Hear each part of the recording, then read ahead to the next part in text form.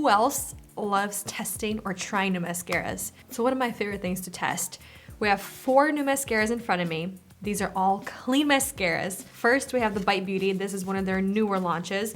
This is their Upswing Full Volume Mascara, retailing $28. Next, we have Kosas. This is their Volumizing Plus Lash Care Mascara, the Big Clean. Retails for $26. Next, we have the CoverGirl Lash Blast Clean. I've already tested this out. I've been testing it out and I like it a lot. This one retails for $7.99. And then last but not least, we have e.l.f. This is their Lash It Loud Volumizing Mascara for $6. We're gonna try 1-2-1.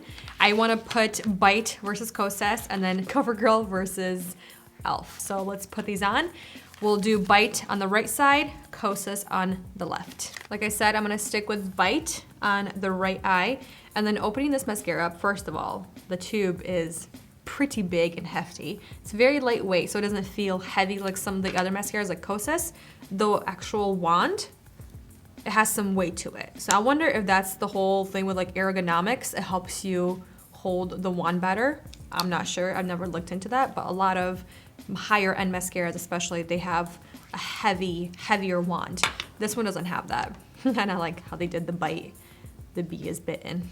Cute. So when you open this, it has nice boar bristles. It's definitely an hourglass in the center, but the wand towards the inner, it's very much round and a lot longer.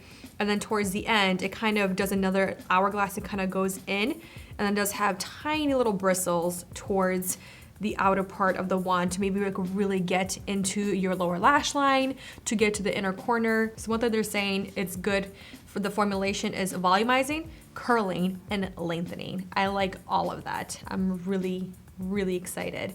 They're saying it's flake resistant mascara that delivers major lift, length, and curl for supersized lashes. And I am not going to curl my lashes whatsoever. Some of these lashes are still curled from last year. In I think November it was when I got my lashes permed, but I haven't touched them since that appointment or when I did it on my own for that video. So let's just go for it. Ooh, it's a very big wand. Kind of intimidating. Okay. And I'm just gently rolling the wand onto my lashes. And I don't have primer on them, so it's strictly clean lashes with mascara. So I'm gonna do like a quick one coat. Even though it's a big wand, you can kind of get right in there. But you can already see I got some mascara on my lid. This is just the one coat and I really wanted to do it kind of quick, but you can see the formula is very pigmented, very opaque. It goes on very smooth, somewhat even. It clumped a little bit in the outer corner, but I didn't really try to separate them, so I'm gonna try to do it with the second layer and see if I can do that. But you can definitely see mascara got all over the lid. I'm gonna let that dry and then use a spoolie to kind of brush it off. With just one coat, I'm kind of impressed actually. That was really easy to work with. I didn't have to struggle. I liked it a lot. Let's move on to Kosas. So the Kosas mascara, it's instantly big and fluffy lashes that help support the natural lash growth and repair cycle. So it does have castor oil in here, provitamin 5, and biotinol tripeptide, and then botanical waxes. So all of that helps to repair damage and strengthen the lashes, and then moisturize and supports growth. So this is really intriguing. They're saying this is good for volumizing and curling your lash. It doesn't say anything about lengthening. So this wand right here also boar bristles, and it's definitely more of a curved wand. The bristles towards the top, depending on how you look at it with the curve, they're kind of all similar length, but then towards the bottom where it curves, it gets nice and short right there. So I'm really excited to use this. I'm doing the same thing, just rolling it. This formula is definitely a little bit stickier. It looks like it's separating it pretty well. And I did get a little bit of mascara right there. I was just not paying attention. One coat for each. They look pretty even. I'm gonna quickly get my spoolie and clean up the mascara. It's a pretty good trick I learned from Katie Jane Hughes. She's a makeup artist on Instagram. And that's what she does to clean up the mascara. Look at that. All right, let's go in with the second coat before it dries down too much. And you get quite a bit of formula towards that bigger end. I'm just gonna gently clean that off. Okay, definitely dry down, but I feel like I still have time to add mascara. Definitely gave me so much volume with that second layer. And again, I'm just gonna wait for the mascara to dry around and then come back with the spoolie to clean it up. And same thing with this, clean up a little bit of that mascara. Sometimes I feel like when I don't clean that, it gives me like crazy spider lashes.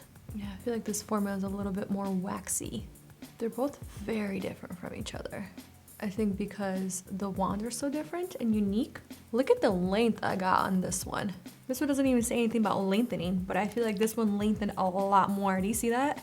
Especially in the outer corner. The other one seems to have curled them more. Yeah, though. this one's definitely a little bit more curly. I'm gonna clean this up now that it's dried down a little bit. And I am going to apply mascara to the lower lash line to really see if they are going to smudge and give me raccoon eyes. I honestly think the Bite Beauty did a little bit better just looking overall. I feel like it kept its shape very even of my eyelashes. It didn't exaggerate in certain areas. It did clump a little bit, but I went over with my velour, my fake lash applicator, and just kind of cleaned it up on both sides. Even the formulas, this one is definitely drier. This one is definitely more wet, more waxy. I feel like my eyes look a little bit more open right here. Like they're curled more even. This one definitely is a lot longer in length, it looks. But it kind of made these lashes on the outer corner kind of sink down a little bit because, like I said, it's more of a waxier, heavier formula. But yeah, I'm really so far with the first impression, first application. Really like both of these so far. Now I'm really curious to see how the lashes are going to wear on the bottom, if they're gonna start transferring and if they're gonna start flaking. The one thing I do wanna say, I have concealer underneath and I did set it with powder, and I'm gonna do that also with the other mascaras to keep it very similar playing field, but I'm really excited. I'll keep you guys updated and we'll see how both of these wear at the end of the day. Okay, doing the update for the lashes. We have Bite versus Kosas. Kosas? I feel like I'm saying it like 20 different ways, but you guys get the point. I honestly still think the Kosas looks a little bit better. They're both wearing very even. They're both kind of flaking a little bit towards the bottom at least, not towards the top. I feel like smudge wise, they're very even also. They're smudging a little bit towards the bottom. I'm not really touching it up, and it looks very even towards the top as well.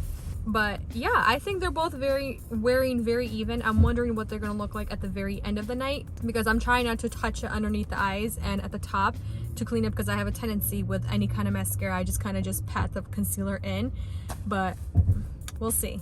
The final update for the mascaras, Bite versus Kosas. Looking up close and they both look pretty even in wear. The left eye, Kosas, you can see that it's smudging towards the bottom.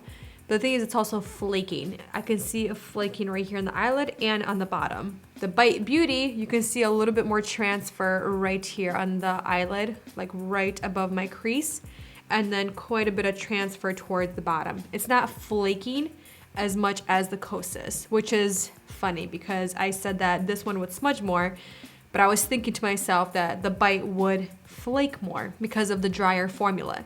The Kosas, it's a little bit more waxy and more of a wet formula, so I kind of assumed that I would probably smudge a tad underneath, but I feel like the lashes still look very similar. This right eye with the Bite Beauty, the lashes still look pretty lifted and they, like I said, still look similar. It didn't really make my lashes drop more. I didn't curl my lashes. I didn't really touch my lashes throughout the day. So I'm pretty happy with how it wore, to be honest with you. The lashes still look pretty good. They're both really black, really intense. Not as much transfer as I thought it would because I've seen a lot worse, but not happy with how it transferred. So that's kind of what I'm saying. In my opinion, I kind of like the Bite Beauty a little bit more just because I do like to go for more of a drier formula. I feel like I have a little bit more control in that aspect. It's not so heavy on my lashes. Even though it didn't really lengthen my lashes as much, I felt like it wore a little bit better. I might like the Kosas in like a couple of weeks when the formula dries down a little bit. I honestly think I like the wand better on the Kosas just because it's not as big, and I do like the curved wand right here. And then I like that this part right here where it is curved, I can kind of get in there because the bristles are a lot shorter and I can kind of help lift. But yeah, I might like this a lot more in a couple of weeks. I'll leave it here for now, and then I'll come back with the other two mascaras tomorrow. Today, let's apply CoverGirl versus e.l.f. So let's do right eye, e.l.f., and then left eye, CoverGirl. So this e.l.f. mascara has nice silicone bristles. They look all pretty even except for on the edges. On both sides, you have really short bristles. So nice to kind of get in there, separate those lashes, hopefully do the lower lash line. And mascara, so far, it looks very, very waxy. So we'll see how this is going to apply. It's definitely a wetter formula. Oh yeah, you can see how wet that is already.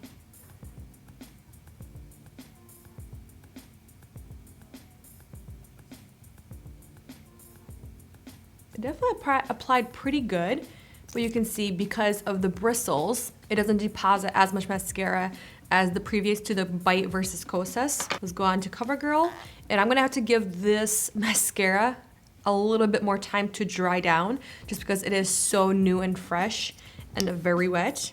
And then for the CoverGirl, you can see same thing, more bristles, but they get shorter as they get to the very edge. And these ones are a little bit more tightly packed than the e.l.f. And this mascara, it's not as wet.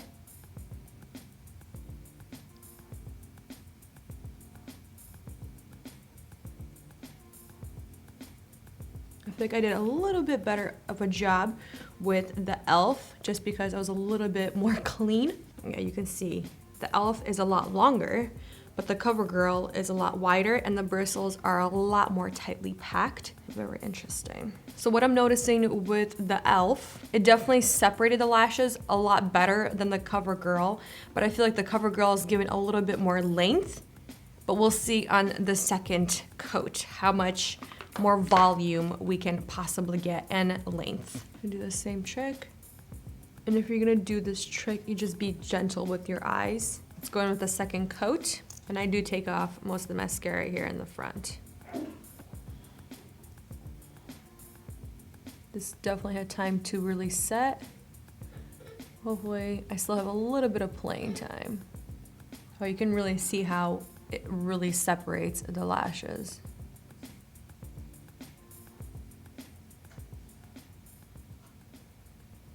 Pretty happy with that. They look pretty even all the way around, except for right in that inner corner. The e.l.f. did a better job of separating the lashes just because the bristles are a little bit longer and they're not as tightly packed. But I feel like this one, the CoverGirl, might be adding a little bit more volume towards the base. I feel like the e.l.f. looks a little bit better. I'm gonna apply a tiny bit more right here. So apply mascara to the lower lash line. You can really see how wet the e.l.f. formula is. It's like glooping right here. Is that even a word? Glooping? Ooh, the CoverGirl really lengthened the lower lash line.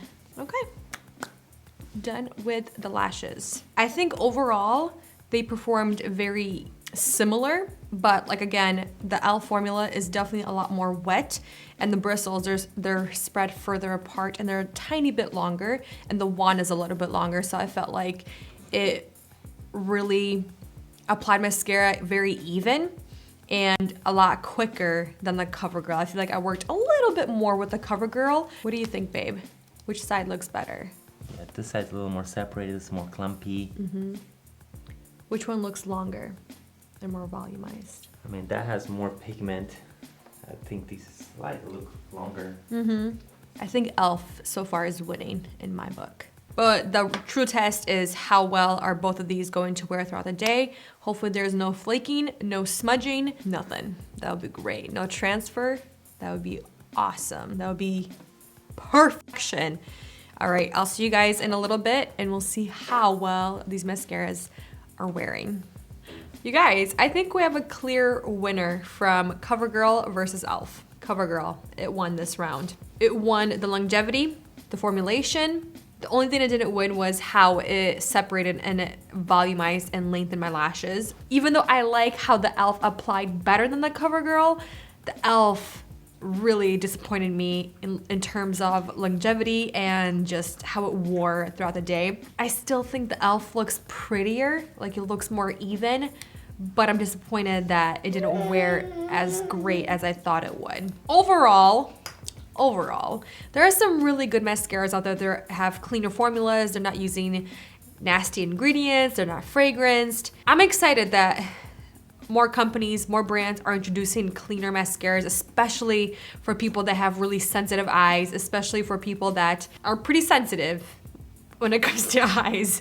But I think overall, like I said, I really liked the Bite and the Kosas. I did think the Bite won in that round versus Kosas. So I think CoverGirl and Bite are pretty even in terms of wear time, how they applied. Bite definitely had a ton of pigment right away. You guys saw it was completely black right away, and I didn't have to work as hard. The only thing I kind of complained about was how big that brush was, and obviously at the end of the day, you guys saw how it transferred to my lower lash line. The one thing with Kosas, it was a little bit too wet of a formula.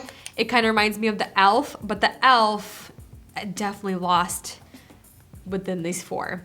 I think it's a beautiful formula for the first several hours until it starts flaking, smudging, and transferring on my lid. I'm gonna keep playing with all of them and try maybe different formulations. For example, different primers underneath, like a mascara primer, try a different setting powder underneath, concealer, things like that. But I did keep most and all of my makeup very similar from the Kosas versus Bite versus CoverGirl and e.l.f. I kept the same concealer underneath. I kept the same setting powder, kept the same skincare. So I really wanted to make sure I gave them an even playing field. I have to say Bite Beauty, then CoverGirl, then Kosas, and then e.l.f. out of the four. I'm gonna leave it here, you guys.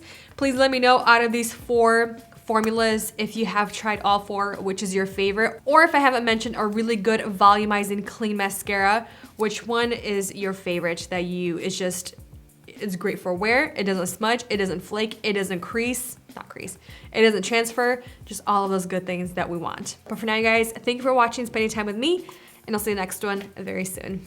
Bye.